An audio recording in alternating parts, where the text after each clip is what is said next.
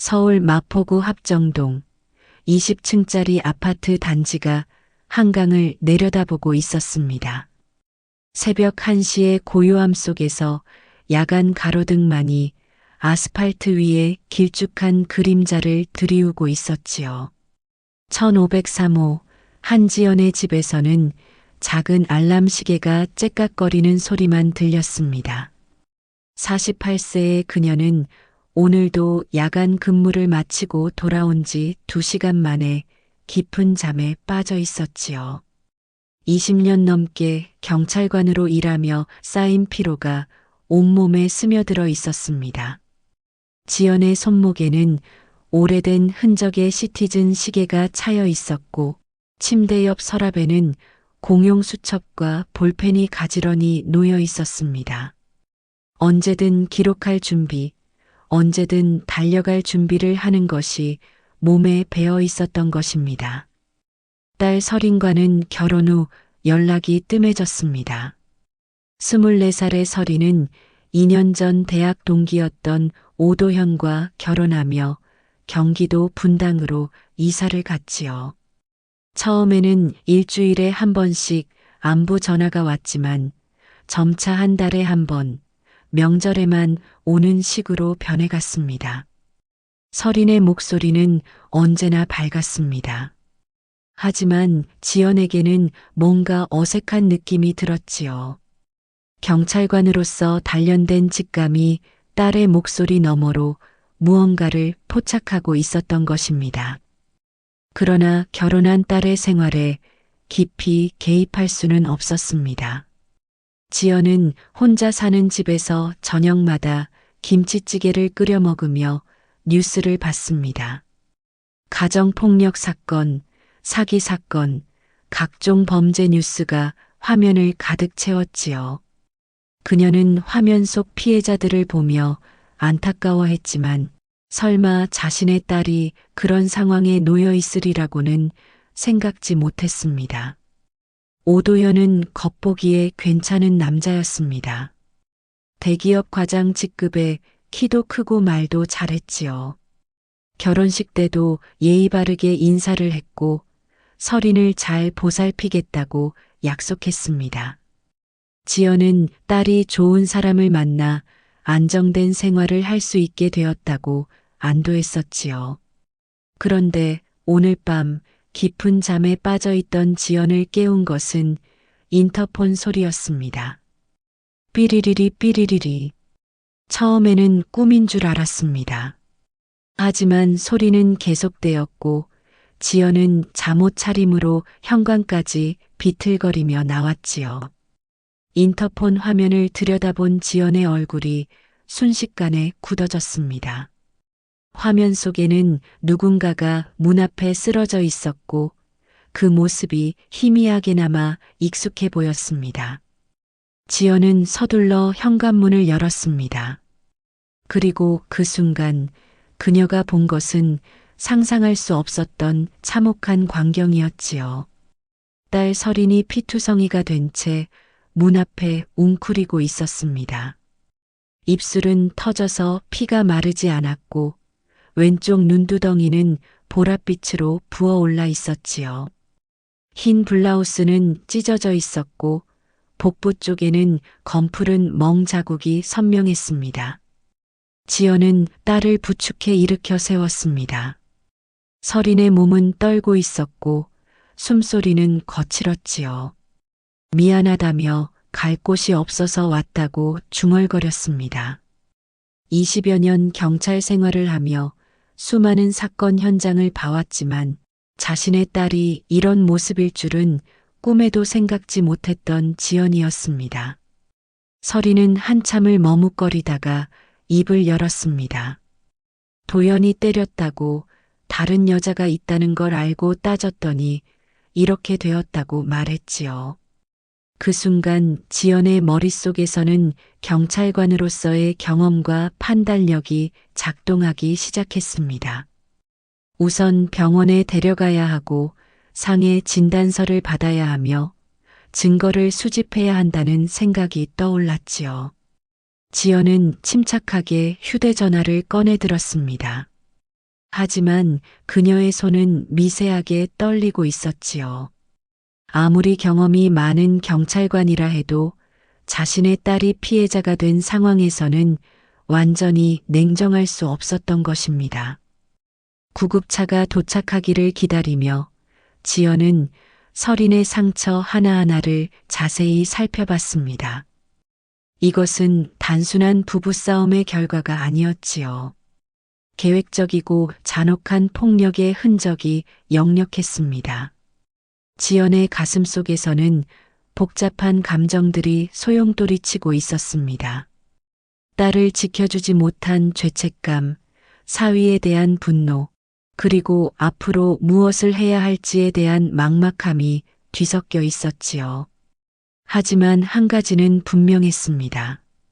이제부터는 경찰관 한지연이 아닌 딸을 지키려는 엄마 한지연이 모든 것을 바꿔놓을 것이라는 사실이었습니다.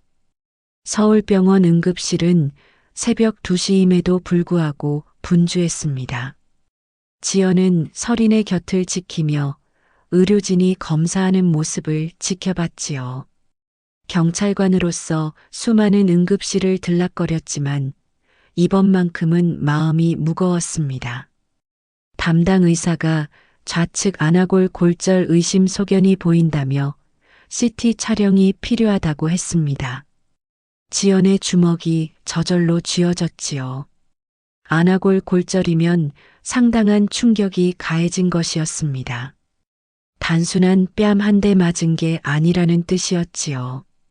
지연은 의무기록과 상해진단서 발급을 요청했습니다. 모든 상처 부위 사진 촬영도 가능한지 물어봤지요.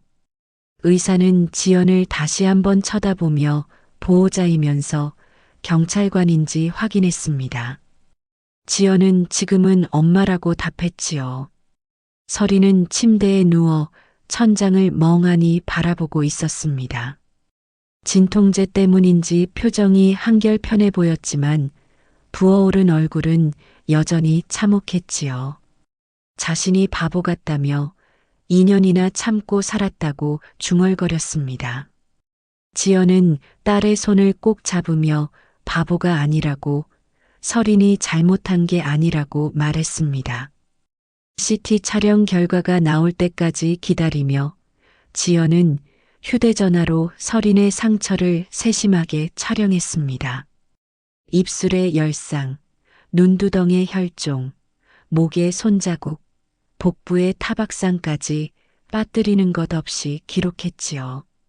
각 사진마다 촬영 시간과 날짜가 자동으로 찍혔습니다. 새벽 4시 검사가 모두 끝나고 집으로 돌아왔습니다. 서린은 진통제와 소염제를 복용한 후 지연의 침실에서 잠들었지요. 지연은 거실에서 오늘 밤 일어난 일들을 정리하기 시작했습니다. 먼저 해야 할 일은 주변 증거를 확보하는 것이었습니다. 아파트 1층에 있는 합정 카페의 CCTV가 현관 쪽을 비추고 있다는 걸 알고 있었지요. 지연은 새벽 5시까지 기다린 다음 카페로 향했습니다. 카페 사장 김가인은 40대 후반의 상냥한 여성이었습니다. 평소 지연과 인사를 나누며 지냈던 사이였지요. 지연이 상황을 간략하게 설명하자 가인은 깜짝 놀라며 즉시 CCTV 모니터를 켰습니다. 화면 속에는 새벽 1시 7분경 서린이 아파트 현관 앞에 나타나는 모습이 선명하게 담겨 있었습니다. 비틀거리며 걸어와서 인터폰을 누르고 문이 열리지 않자 주저앉아 우는 모습까지 고스란히 기록되어 있었지요. 가인은 USB에 원본 파일을 복사해주며 혹시 더 필요한 게 있으면 언제든지 말하라고 했습니다. 지연이 집으로 돌아오니 서린이 일어나 있었습니다. 얼굴의 부기는 더 심해졌지만 정신은 또렷해 보였지요. 어떻게 해야 할지 모르겠다는 절망 섞인 목소리였습니다. 지연은 딸 옆에 앉으며 일단 증거부터 확실히 모아야 한다고 설명했습니다. 의료기록, CCTV, 그리고 도연이가 보낸 문자 메시지가 있는지 물어봤지요. 서리는 휴대전화를 꺼내 보여줬습니다. 화면에는 오도연이 보낸 협박성 메시지들이 가득했지요. 집에 안 들어오면 후회할 줄 알라는 것부터 시작해서 자신이 누구인지 알고 그러냐는 위협, 서린 때문에 다 망쳤으니 책임지라는 내용까지. 지연은 각 메시지를 스크린샷으로 저장하며 속으로 분노를 삼켰습니다. 이런 문자들이야말로 결정적인 증거였지요. 이제부터는 모든 연락을 기록으로 남겨야 한다고 당부했습니다. 하지만 서린의 표정은 여전히 어두웠습니다. 도연의 집안이 괜찮다며 아버지가 법무법인 고문이고 그분들이 자신 같은 사람 이기는 건 식은 죽 먹기라고 했다는 말을 전했지요. 지연의 얼굴이 굳어졌습니다. 권력과 돈으로 피해자를 위축시키는 수법이었지요. 하지만 지연에게는 20년간의 경찰 경험이 있었습니다. 법 앞에서는 증거가 전부라고 단호하게 말했습니다. 그때 지연의 휴대전화가 울렸습니다. 평소 경찰서에서 자주 마주치던 정명수 변호사였지요. 지연이 어젯밤 응급실에서 연락을 취했던 것을 떠올리며 법률 상담 약속을 잡았습니다. 전화를 끊고 나서 지연은 서린에게 오후에 변호사를 만나보자고 제안했습니다. 일단 임시보호조치부터 신청해야겠다고 설명했지요. 서린은 고개를 끄덕였지만 여전히 불안한 표정이었습니다. 도연이가 가만히 있지 않을 것 같다는 걱정을 표했지요. 지연은 딸의 어깨를 다독이며 걱정 말라고 엄마가 있다고 달랬습니다. 하지만 지연의 마음속에도 걱정이 있었습니다. 오도연의 집안이 정말 권력이 있다면 일반적인 방법으로는 쉽지 않을 수도 있었지요. 그렇다면 더 치밀하고 완벽한 증거들이 필요했습니다. 지연은 책상 앞에 앉아 수첩을 펼쳤습니다. 경찰관으로서 수백 번 해온 일이었지만 이번만큼은 더욱 신중했지요. 해야 할 일들을 차례로 적어 내려갔습니다. 지연은 펜을 놓고 창밖을 바라봤습니다. 아침 햇살이 한강을 비추고 있었지만 그녀의 마음은 여전히 무거웠습니다. 이제 진짜 싸움이 시작되는 것이었지요. 정명수 변호사 사무실은 강남구 역삼동 오피스텔 12층에 있었습니다. 지연과 서린은 오후 2시 정각에 도착했지요. 서린의 얼굴은 여전히 부어 있었고 선글라스로 상처를 가리고 있었습니다. 정 변호사는 서린의 상태를 확인하며 혀를 찼습니다. 20년 경력의 베테랑답게 침착했지만 눈빛에는 분노가 서려 있었지요. 사진으로 보는 것보다 훨씬 심각하다고 평가했습니다. 의료 기록과 CCTV 영상은 아주 좋은 증거라며 임시보호조치 신청은 내일 당장 가능하다고 설명했습니다. 지연은 안도의 한숨을 쉬었지요. 하지만 정 변호사의 다음 말에 다시 긴장하게 되었습니다. 상대방 신원을 조회해 보니 복잡한 상황이라는 것이었지요. 오도현의 아버지가 법무법인 정의 고문이고 어머니는 용현건설 사회이사라고 했습니다. 서린의 얼굴이 더욱 어두워졌습니다. 이기기 어려운 것인지 물어봤지요. 정 변호사는 이기고 지는 문제가 아니라 시간이 오래 걸릴 수 있다고 답했습니다. 상대방에서 온갖 방법을 동원해서 사건을 지연시키려 할 것이라고 설명했지요.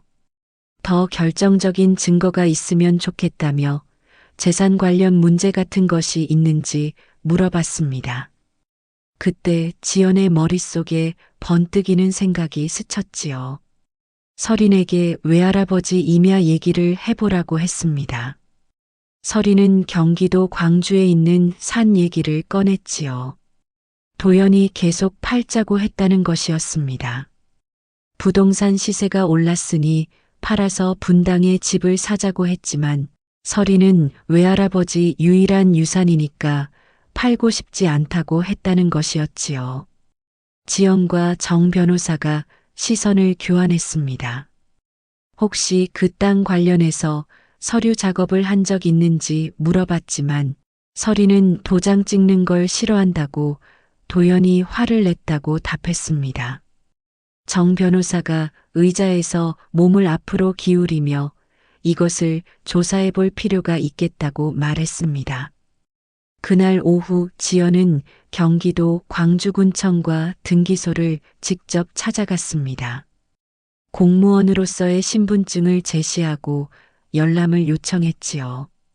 등기소 직원은 컴퓨터를 확인한 후 고개를 갸우뚱했습니다. 2주 전에 소유권 이전 신청이 들어왔는데 위임장이 첨부되어 있다는 것이었지요. 서린이 오도연에게 매매 권한을 위임한다는 내용이었습니다. 하지만 이상한 점이 있었습니다. 인감증명서 발급 내역이 없었는데도 위임장에는 인감이 찍혀 있었던 것이지요. 지연의 등에 차가운 땀이 흘렀습니다. 인감증명서 없이 인감이 찍힌 위임장이라는 것은 명백한 위조였지요. 토지 소유자의 딸이라는 신분으로 위임장 사본을 받을 수 있었습니다. 사본을 받아든 지연은 서류를 자세히 살펴봤지요. 서린의 서명은 완전히 다른 필체였고 인감도 실제와 달랐습니다. 더 충격적인 것은 매수일란에 적힌 이름이었습니다.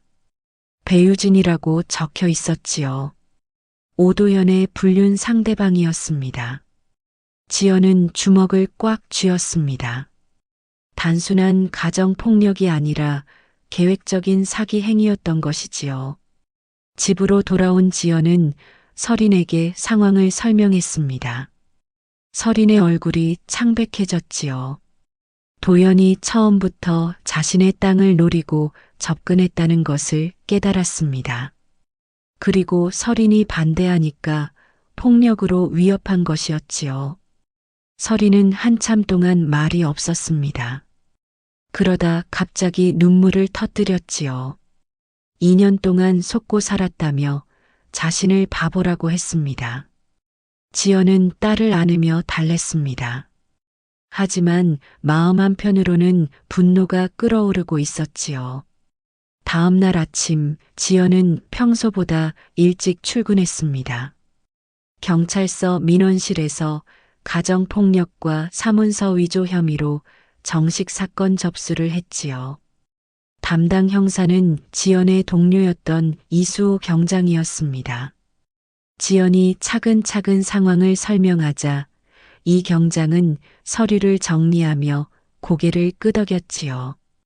증거가 확실하니까 수사는 어렵지 않을 것 같다고 평가했습니다. 하지만 문제가 있었습니다. 오도연의 아버지가 서장과 대학 동기라는 것이었지요. 경찰서 내부에서도 압력이 있을 수 있다는 뜻이었습니다. 이 경장은 그래도 사건은 사건이라며 제대로 수사하겠다고 약속했지만 표정에는 걱정이 서려 있었습니다. 점심시간에 지연은 서린에게 연락했습니다. 경찰서에 정식 신고했다고 알렸고 오늘부터는 응급신고 기능이 있는 스마트워치를 차고 다니라고 당부했지요. 서린은 도연이 어젯밤에도 집으로 돌아오라는 문자를 보냈다고 말했습니다. 지연은 절대 가면 안 된다고 단호하게 말했지만 서린의 대답은 힘이 없었지요. 오후에 지연은 사복으로 갈아입고 분당으로 향했습니다. 오도연의 행적을 직접 확인해야 했지요. 서린이 알려준 주소지 근처에서 잠복하며 기다렸습니다. 저녁 7시경 오도현이 나타났습니다. 그런데 혼자가 아니었지요. 20대 후반으로 보이는 여성이 함께 있었습니다. 아마 배유진일 것이었지요. 지연은 휴대전화로 조심스럽게 사진을 찍었습니다. 두 사람이 팔짱을 끼고 걷는 모습, 카페에서 다정하게 대화하는 모습까지 모두 기록했지요. 하지만 돌아오는 길에 지연의 마음은 무거웠습니다. 증거는 계속 쌓이고 있지만 상대방의 권력 구조가 만만치 않았지요. 경찰서 내부에서도 압력이 있을 수 있고 법정에서도 온갖 방해 공작이 있을 것이었습니다. 집에 도착하니 설인이 거실에서 무릎을 안고 앉아 있었습니다. 정말 이길 수 있을지 물어봤지요.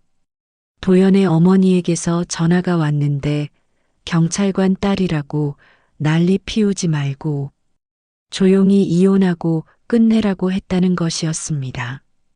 그렇지 않으면 가족 모두 힘들어질 거라는 협박이었지요. 지연의 주먹이 떨렸습니다. 설인에게는 무서워 말라고 엄마가 있다고 위로했지만 지연 자신도 앞이 막막했습니다. 그때 지연의 휴대전화가 울렸습니다. 정명수 변호사였지요. 사문서 위조 건으로 검찰에서 관심을 보이고 있다는 좋은 소식이었습니다. 내일 아침에 만나보자고 했지요. 전화를 끊고 지연은 설인을 바라봤습니다. 딸의 눈에는 여전히 두려움이 가득했지만 지연은 마음을 다잡았지요. 증거는 충분했습니다. 이제 필요한 것은 용기와 끝까지 싸우겠다는 의지였습니다. 설령 상대방이 아무리 강해도 진실은 반드시 밝혀질 것이라고 지연은 믿었지요. 서울중앙지방법원은 이른 아침부터 분주했습니다.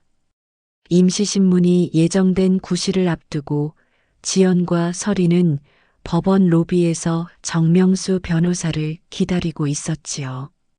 정 변호사가 가방에서 서류 뭉치를 꺼내며 다가왔습니다. 지난 일주일간 모은 증거들이 정리되어 있었지요.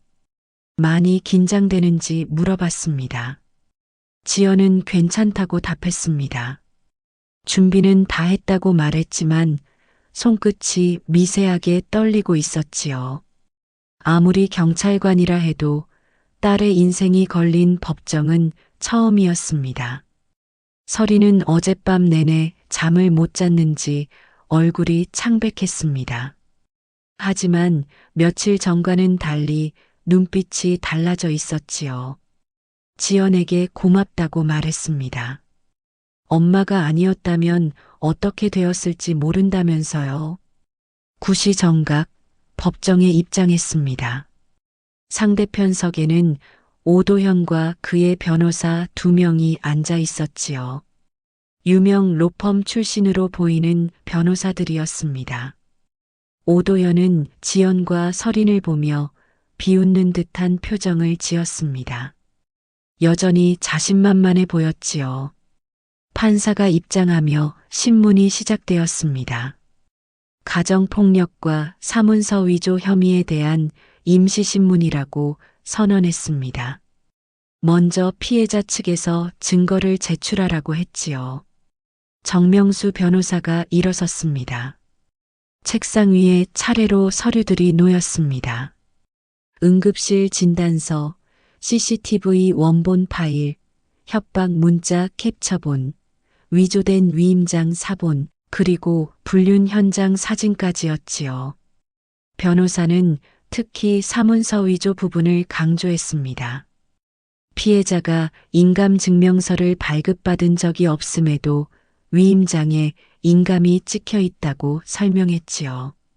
상대편 변호사가 벌떡 일어나며 이의를 제기했습니다. 이 증거들은 모두 날조된 것이라고 주장했지요. 하지만 판사는 차분하게 서류들을 검토했습니다. 피해자 본인이 직접 진술해 보라고 했지요. 서린이 떨리는 목소리로 일어났습니다. 남편 오도현에게 2년간 폭력을 당했다고 진술했습니다. 법정이 조용해졌지요. 처음에는 가끔씩이었는데 외조부 임야를 팔자고 했을 때 거부하니까 더 심해졌다고 말했습니다. 그리고 알고 보니 다른 여자와 바람을 피우고 있었다고 증언했지요. 외조부 임야는 자신이 물려받은 유일한 재산인데 남편이 도장을 위조해서 다른 여자에게 넘기려고 했다고 설명했습니다. 서린의 목소리가 점점 또렷해졌습니다. 오도현이 자리에서 일어나며 거짓말이라고 소리쳤지만 판사가 손을 들어 정적을 만들었지요. 다음 증인으로 배유진이 들어왔습니다. 서린이 제출한 불륜 사진 속 그 여자였지요. 판사가 오도현과 어떤 관계인지 물어봤습니다. 배유진은 한참을 망설이다 연인 사이라고 답했지요. 경기도 광주 임야 매매건에 대해 알고 있는지 물어보자 도연이 처리해 준다고 했다며 부인 명의로 된 땅을 자신의 이름으로 옮겨준다고 했었다고 증언했습니다. 상대편 변호사가 다급하게 증인 신빙성에 문제가 있다고 이의를 제기했지만 증거는 너무 명확했습니다. 판사는 서류를 다시 한번 검토한 후 결정을 내렸습니다. 우선 피해자 보호를 위한 접근금지 명령을 내린다고 선언했지요. 오도현은 피해자로부터 500m 이내 접근을 금지당했습니다. 오도현의 얼굴이 창백해졌습니다. 문제가 된 토지 관련 모든 거래를 동결한다고 했습니다. 사문서 위조 혐의에 대해서는 검찰에 수사 의뢰하겠다고 결정했지요. 법정이 술렁였습니다. 지연은 안도의 한숨을 쉬었지요. 마지막으로 판사는 이 사건이 단순한 가정 내 문제가 아니라 계획적인 범죄 행위로 판단된다고 분명히 했습니다. 신문이 끝나고 법정을 나서며 서린이 지연의 팔을 붙잡았습니다. 정말 끝난 것인지 물어봤지요. 지연은 아직 수사가 더 진행되어야 하지만 일단 안전해졌다고 답했습니다. 정명수 변호사도 만족스러운 표정이었습니다. 판사가 사건의 본질을 정확히 파악했다며 앞으로는 수월할 것 같다고 평가했지요. 법원을 나서는 길에 여러 기자들이 몰려들었습니다. 최근 가정폭력과 재산 편취가 결합된 사건으로 관심을 받고 있었지요.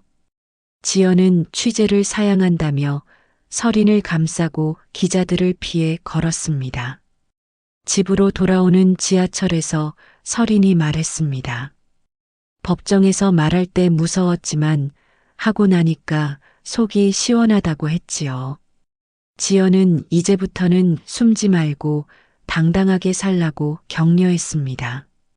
서린은 앞으로는 뭔가 어려운 일이 있어도 혼자 견디지 않겠다고 바로 엄마에게 말하겠다고 약속했지요. 지연의 눈가가 촉촉해졌습니다. 가족이 뭐하러 있냐며 대답했지요. 저녁에 집에서 뉴스를 보니 이들의 사건이 간단히 보도되고 있었습니다. 가정폭력 위장한 재산 편취 사건 적발이라는 제목이었지요. 서린이 이제 유명해졌다며 씁쓸하게 웃었습니다.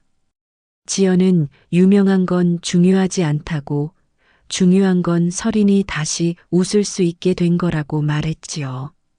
그날 밤 지연은 오랜만에 편안히 잠들 수 있었습니다.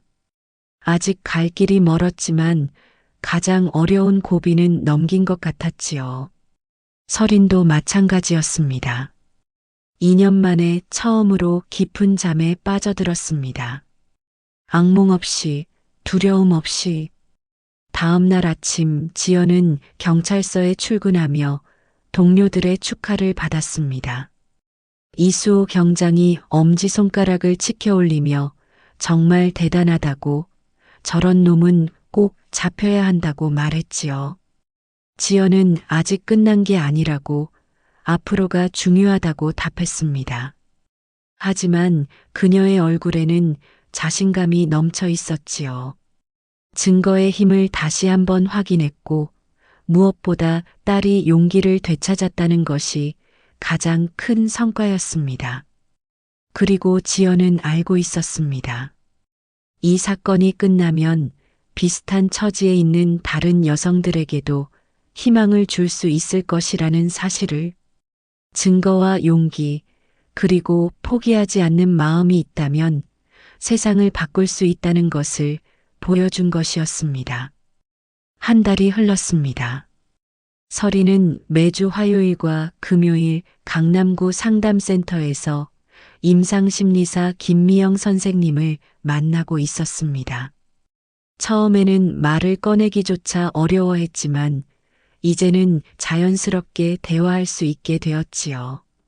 김미영 선생님은 서린의 변화를 긍정적으로 평가했습니다. 첫 상담 때와 비교하면 완전히 다른 사람이 되어 있었지요. 무엇보다 혼자 견디지 않는다는 것을 배웠다는 점이 가장 큰 변화였습니다. 상담을 마치고 나온 서린은 지연에게 안부 전화를 걸었습니다. 저녁 메뉴로 김치찌개를 요청하며 집으로 향했지요. 지하철 2호선을 타고 합정역으로 가는 길이었습니다. 한 달 전만 해도 지하철에서 사람들 시선이 신경 쓰였는데 이제는 그렇지 않았습니다. 고개를 숙이지 않고 당당하게 걸을 수 있게 되었지요. 합정역에서 내려 시장 골목을 지날 때 맞은편 카페 사장 김가혜 씨가 반갑게 인사를 건넸습니다.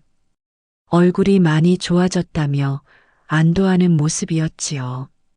가희는 앞으로 힘든 일 있으면 언제든지 말하라고 했습니다. 우리 동네 사람들이라면서요. 서린의 마음이 따뜻해졌습니다. 혼자가 아니라는 것을 다시 한번 느꼈지요. 집에 도착하니 지연이 부엌에서 김치찌개를 끓이고 있었습니다. 향긋한 냄새가 집 안가득 퍼져 있었지요. 서린은 세수를 하며 거울 속 자신을 바라봤습니다. 한 달 전 부어있던 얼굴은 이제 말끔히 나아 있었지요. 하지만 더 중요한 건 표정이었습니다. 예전처럼 위축되거나 두려워하지 않는 눈빛이었습니다. 식탁에 앉아 김치찌개를 먹으며 서리는 다음 주부터 다시 일하겠다고 말했습니다. 상담 선생님도 일상으로 돌아가는 게 좋다고 했다면서요. 지연은 딸의 변화가 기특했습니다. 한 달 전만 해도 상상할 수 없었던 일이었지요. 그때 지연의 휴대전화가 울렸습니다. 정명수 변호사의 연락이었지요. 검찰에서 오도연의 구속영장을 신청했다는 소식이었습니다. 사문서 위조와 사기 혐의가 명확하게 드러났고 배유진도 공범으로 입건되었다고 했습니다. 지연은 안도의 한숨을 쉬었습니다. 서린에게 소식을 전하자 서린은 잠시 말이 없었지요. 아직도 믿어지지 않는다는 표정이었습니다. 그날 밤 지연은 서재에서 사건 파일을 정리하고 있었습니다. 의료기록, CCTV 영상, 문자 메시지, 위조 서류까지 지난 한 달간의 기록들이었지요. 파일을 닫으며 지연은 혼잣말로 중얼거렸습니다. 증거는 감정보다 오래 간다. 20년 경찰 생활을 하며 배운 것이었지만 이번만큼은 더욱 절실하게 느꼈습니다. 서리는 거실에서 심리학 관련 서적을 읽고 있었습니다. 트라우마 치료에 관한 책이었지요. 나중에 자신처럼 힘든 사람들을 도울 수 있을까 해서라고 했습니다. 받은 도움을 다른 사람에게도 주고 싶다는 것이었지요. 지연은 딸의 말에 놀랐습니다. 이렇게 성장할 줄 몰랐었지요. 서리는 엄마도 다른 경찰관들에게 가정폭력 피해자들의 어려움과 도움 방법을 알려달라고 부탁했습니다. 다음 날 아침 지연은 경찰서에서 동료들과 회의를 했습니다. 가정폭력 사건 매뉴얼을 더 체계화하자고 제안했지요. 피해자 보호와 증거 수집 방법을 더 구체적으로 정리하는 것이었습니다. 서장은 직접 경험한 사례라서 더 현실적인 매뉴얼이 될 것 같다며 승인했습니다. 그날 오후 지연은 서린과 함께 한강공원을 산책했습니다. 따뜻한 봄바람이 불고 있었지요. 서린이 갑자기 고맙다고 말했습니다. 포기하지 않아줘서, 자신을 믿어줘서라고 했지요. 지연도 용기를 내줘서 고맙다고 답했습니다. 앞으로는 서로 힘이 되어주기로 약속했지요. 두 사람은 한강을 바라보며 조용히 걸었습니다. 강물은 평온하게 흘러가고 있었지요. 지연은 이 사건을 통해 배운 것들을 떠올렸습니다. 증거의 중요성, 포기하지 않는 의지, 그리고 무엇보다 혼자가 아니라는 것의 힘을. 고립은 가해자의 무기, 연결은 피해자의 방패. 지연이 서린에게 말했습니다. 가해자들은 피해자를 혼자 만들려고 한다고, 그래야 쉽게 조종할 수 있으니까.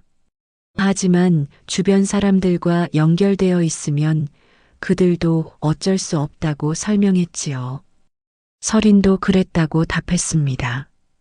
오도현이 계속 엄마한테 연락하지 말라고 했었다면서요. 이제는 절대 혼자 견디면 안 된다는 걸 안다고 했습니다. 한 달 후 지연은 경찰서에서 가정폭력 예방 교육을 담당하게 되었습니다.